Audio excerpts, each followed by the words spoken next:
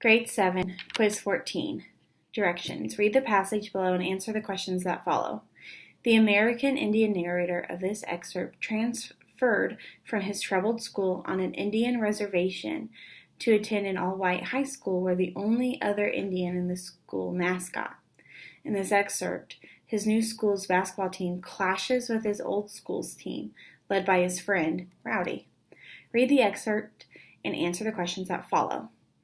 From the Absolutely True Diary of a Part-Time Indian by Sherman Alexie. Remember, you may want to read the questions or the exit ticket question to see what to annotate for as you follow along. Paragraph 1. I kept glancing over at Will Pente as they ran their layup drills, and I noticed that Rowdy kept glancing over at me.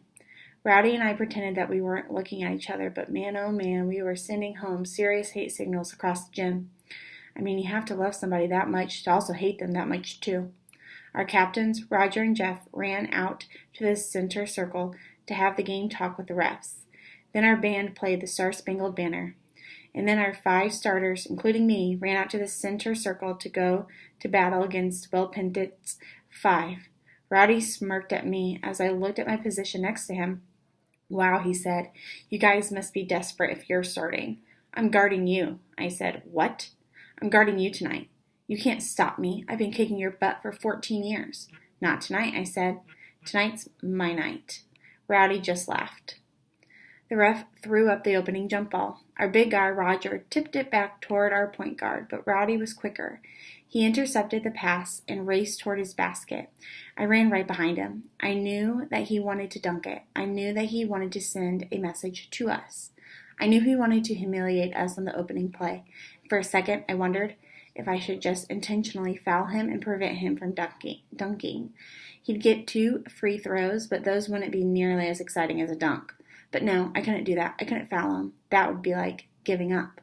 So I just sped up and got ready to jump with Rowdy. I knew he'd fly into the air about 5 feet from the hoop. I knew he'd jump about 2 feet higher than I could, so I needed to jump quicker. And Rowdy rose into the air, and I rose with him. And then I rose above him. Yup, if I believed in magic and ghosts, then I think maybe I was rising on the shoulders of my dead grandmother and Eugene, my dad's best friend. Or maybe I was just rising on my mother and father's hopes for me. I don't know what happened, but for once, and for the only time in my life, I jumped higher than Rowdy. I rose above him as he tried to dunk it. I took the ball right out of his hands. Yep, we were like 10 feet off the ground, but I was still able to reach out and steal the ball from Rowdy.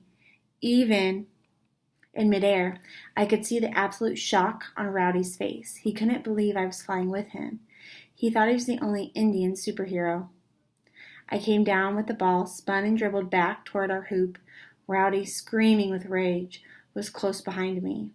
Our crowd was insanely loud. They couldn't believe what I just done.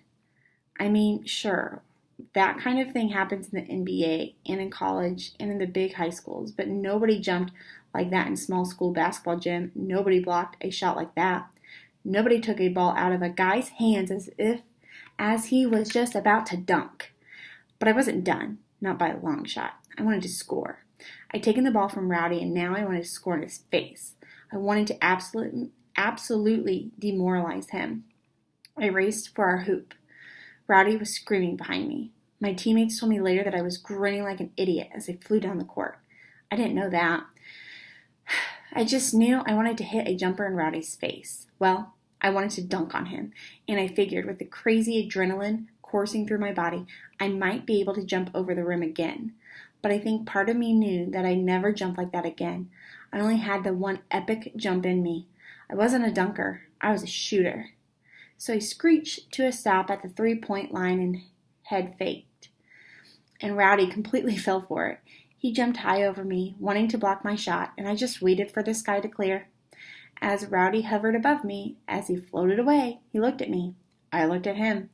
He knew he'd blown it. He knew he'd fallen for a little head fake. He knew he could do nothing to stop my jumper. He was sad, man. Why, way sad. So guess what I did? I stuck my tongue out at him like I was Michael Jordan. I mocked him. And then I took my 3-pointer and buried it. Just swished that sucker. And the gym exploded. People wept. Really? My dad hugged the white guy next to him. Didn't even know him, but hugged and kissed him like they were brothers, you know? My mom fainted, really. She just leaned over a bit, bumped against the white woman next to her, and was gone. She woke up 5 seconds later. People were up on their feet. They were high-fiving and hugging and dancing and singing. The school band played a song. Well, the band members were all confused and excited, so they played a song, sure, but each member of the band played a different song. My coach was jumping up and down, spinning in circles. My teammates were screaming my name. Yep, all that fuss, and the score was only 3-0. But trust me, the game was over. It only took like 10 seconds to happen, but the game was already over. Really, it can happen that way. One play can determine the course of a game. One play can change your momentum forever.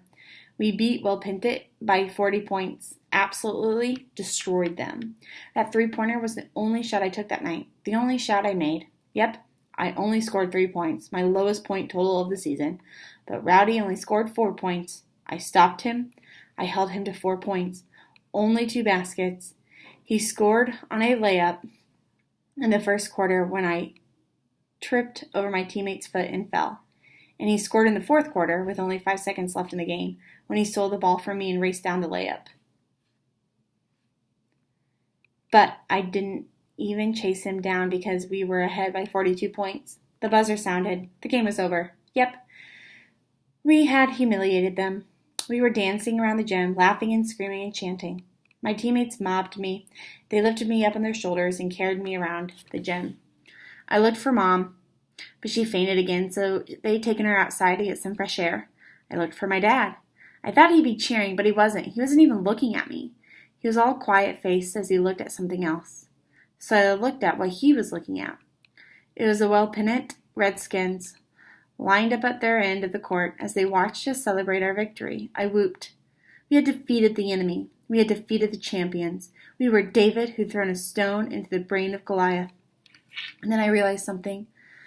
I realized that my team, the Riordan Indians, was Goliath. I mean, geez, all the seniors on our team were going to college. All the guys on our team had their own cars. All the guys on our team had iPods, cell phones, and PSPs, 3 pairs of blue jeans and 10 shirts, and mothers and fathers who went to church and had good jobs. Okay, so maybe my white teammates had problems, serious problems, but none of their problems was life-threatening. But I looked over at the Welpintet Redskins at Rowdy. Asterisk. David and Goliath is referring to the biblical story where the weaker man, David, kills the stronger Goliath in battle. Question 1. Based on paragraphs 8 to 15, what is Rowdy's attitude toward competing against the narrator? A. He is glad to see the narrator again. B. He is worried that the narrator has improved. C. He is confident he will embarrass the narrator. D. He is angry that the narrator has chosen to play. 2. Based on paragraph 19, why does the narrator consider fouling Rowdy? A. He wants to show Rowdy that he is a better player. B. He wants to show Rowdy that he is unafraid of him. C. He wants to prevent Rowdy from taking control of the game. D. He wants to prevent Rowdy from playing the rest of the game. 3. Read paragraph 46 in the box below. He knew he'd blown it. He knew he'd fallen for a little head fake. He knew he could do nothing to stop my jumper. What does the repetition of he knew mainly emphasize? A. Rowdy's skill. B. Rowdy's courage. C. Rowdy's exhaustion. D. Rowdy's helplessness. 4. According to the excerpt, how do the narrator steal and 3-point basket affect the people in the gym? A. The people are unable to contain their joy. B. The people are relieved that the game is over. C. The people are upset that the narrator outplayed his opponent. D. The people are disappointed the narrator did not dunk the ball. 5. Which of the following sentences represents an important change in the mood of the excerpt? A. The ref threw up the opening jump ball. Paragraph 16. B. Our crowd was insanely loud. Paragraph 33. C. The buzzer sounded. The game was over. Paragraph 77. D. I thought he'd be cheering, but he wasn't. Paragraph 82. 6. In the excerpt from the Absolutely True Diary of a Part-Time Indian, why are paragraphs 81 through 91 important to the story? Use 2 details from the story to support your response. Go back, read paragraphs 81 through 91, find evidence through those paragraphs to include in your exit ticket. Remember, number 6 needs to have a claim, evidence, explanation, evidence, explanation.